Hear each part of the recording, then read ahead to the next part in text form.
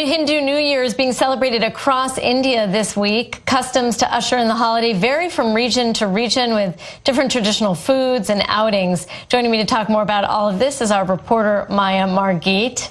Maya, always love having you at the top of the show. Again, Big Apple, we're going to try to take a small bite out of it. The Hindu New Year. Right. Maybe we should call it the Hindu New Year's because there's more than one and they all have different names, and different states in India and Nepal and other Hindu countries celebrate it under different names and there are different times of year also for celebrating. Right. But the one that's happening on Sunday, March 18th, it goes according to the Hindu lunisolar calendar, and it's called Ugadi, and that comes from an ancient Sanskrit combination of words which means the beginning of a new age. So this is the type of New Year that happens in March or April, depends on where it falls according to the Gregorian calendar, and it's celebrated all over by hundreds of millions of people. It's also celebrated in Nepal, in India, and in certain states of India it's known as Ugadi. In other states, as I mentioned, it's known as something else.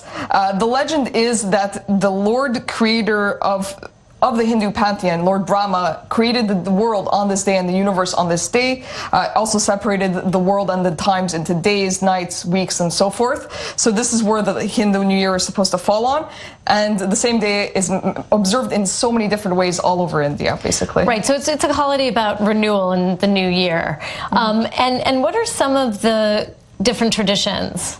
Well, there are many traditions. It's a very busy holiday, full of feasting and merrymaking. There's a sumptuous feast that's prepared. There's a special cleaning, ceremonial cleaning of the house. There's a ceremonial bathing as well with oils and perfumes. There's also drawing colorful patterns on the floor. There's a special food that they make called pachadi. I'm not sure I'm pronouncing that correctly, but it's a kind of festival food that combines all flavors, sweet, sour, salty, and bitter, so that you can experience all the different flavors of the new year.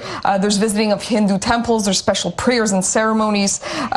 People buy new clothes. They give a lot of charity. Charity is a very big part of the holiday, to give something to the poor moving into the new year. It's supposed to bring good energy, good karma, and things like that. And it's just one day, the holiday? One day in... Well, there's a specific day for the new year, but the feasts and the festivities can go on for about a week. Sometimes there's days of preparation ahead of that special day for cleaning and everything that has to be prepared. There's also mango leaves that are prepared for this holiday because mangoes are considered to be a sign of good fortune and good luck. And let's talk a little bit about the origins of Hinduism.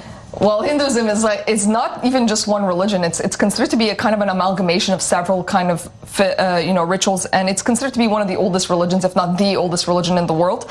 It's the world's third largest religion. 1.15 billion people or something like that. Wow! So quite big, But scholars are saying that it's a fusion of different cultures coming from the Indo-Aryan traditions, from the Vedic religions, but not just that.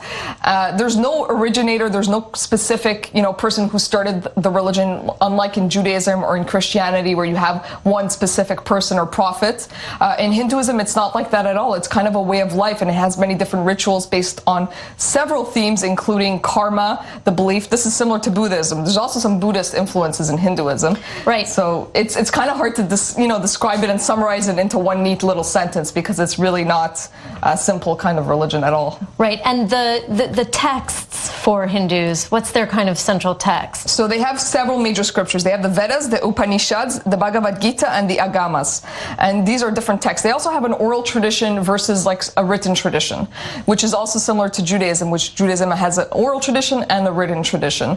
And these texts go back thousands and thousands of years. They're based, as I said, on Indo-Aryan scriptures and legends. You have many different things in Sanskrit, one of the oldest languages in the world.